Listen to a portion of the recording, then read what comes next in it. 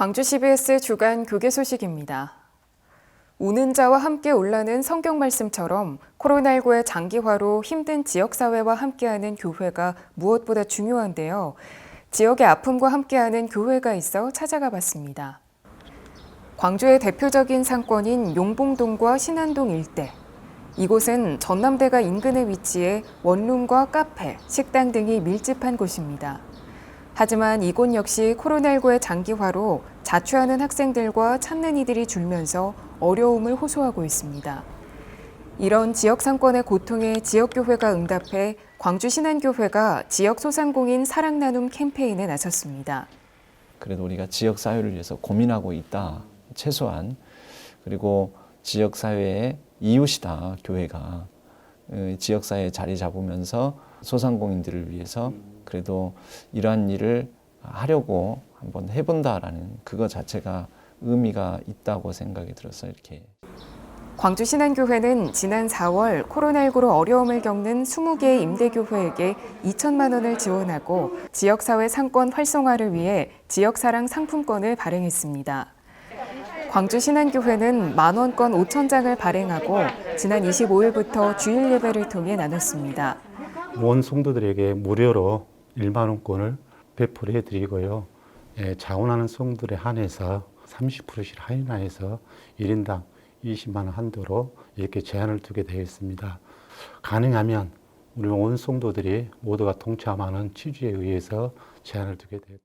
광주 신안교회는 4월 한 달 동안 교회 인근 신안동과 용봉동 일대 소상공인 가게 40곳을 선정하고 가맹점 체결을 맺었습니다. 또 신안신협과 지급보증을 체결해 성도들이 상품권을 통해 소비를 하면 소상공인들은 신안신협에서 환전받도록 했습니다. 성도들은 다음 달 9일까지 상품권을 사용할 수 있습니다.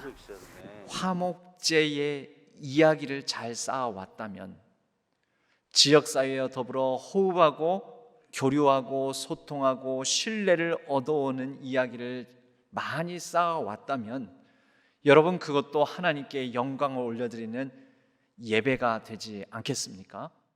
광주 신안교회는 지역사랑 상품권에 대한 성도들과 지역사회 반응이 좋아 교회들과 연합해 확대할 계획입니다.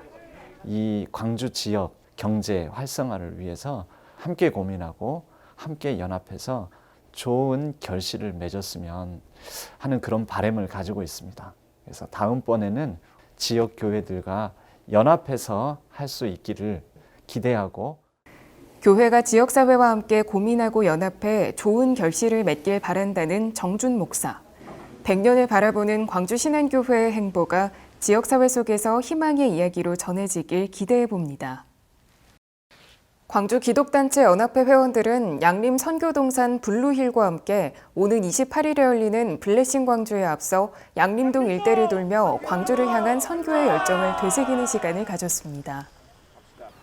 양림 선교동산이 진행한 선교 투어는 허철선 선교사 사택을 시작으로 광주에 현존하는 가장 오래된 서양식 건축물인 한센병 환자 치료에 앞장섰던 오일선 선교사 사택과 유진벨, 오웬, 서서평 등 26인의 선교사 묘역, 호남의 순교자들이 새겨진 순교자 광장, 선교사 개개인의 이름과 생애가 적힌 고난의 계단, 의사이자 목사인 오웬 기념각 등을 둘러봤습니다. 블레싱 광주를 5월에 계획하고 있으면서 먼저 의미 있게 선교사님들의 100년 전의 숨소리와 그런 정신들을 우리들이 다시금 마음속에 갖고 하나님의 뜻이 어디 있는지 그리고 광주를 어떻게 하면은 블레싱하고 하나님의 축복 가운데 영광을 돌릴까 하는 그런 의미로 오늘 모임을 갖게 됐습니다. 광기연이라고 하는 단체에서 함께 요 투어를 통해서 그분들의 선교 헌신을 또 마음 가운데 새기고 우리도 이렇게 삶으로 살아보자 해서 발걸음을 이렇게 좀 함께 하게 됐습니다. 양림 선교동산 블루힐은 양림동 역사문화 산책을 계속 진행할 계획입니다. 양림동에 한 50여 명의 선교사님 그리고 묻혀 있는 26명의 이 선교사님들을 기억하고 또 그분들을 또 찾아서 연구하고 그리고 지금 세대 사람들하고 함께 나누고 그래서 자라나는 다음 세대에게 이 유업을 잘 알려줘서 계속 좀 이어졌으면 하는 마음으로 시작하게 됐고요. 한편 광주 기독단체 연합회는 올해로 11번째 주최하는 블레싱 광주 집회를 오는 28일 금요일 오후 7시 광주 동명교회에서 열기로 했습니다. 이번 집회 강사는 삼일교회 송태근 목사이며 경배 찬양에는 광주 CCC 찬양단과 서서평 중창단, 에클레시아가 초청됐습니다. 광주 기독단체 연합회는 최근 다시 확산되고 있는 코로나 상황을 예의주시하며 이번 블레싱 광주를 대면과 비대면 집회로 모두 준비하기로 했습니다. 목포 희락교회가 장로 장립 권사 취임 감사 예배를 드렸습니다. 감사 예배에서 전 노회장 우리 왕성교회 조성덕 목사는 노아가 하나님 말씀에 순종해 물의 심판에서 구원을 받은 것처럼 임직자들도 하나님 말씀에 순종해 이 세상에서 승리하는 직분자들이 되길 바란다고 말했습니다. 전 노회장 창조교회 김경윤 목사는 임직자는 오직 교회의 머리 되신 예수님의 역사를 소중히 여기며 교회를 위해 기도를 멈추지 말고 교회의 덕을 세우고 교인들에게 본을 보이길 바란다고 권면했습니다. 임직식은 정진국 담임 목사의 집례로 총 4명의 장로 장립과 권사 취임식이 진행됐습니다.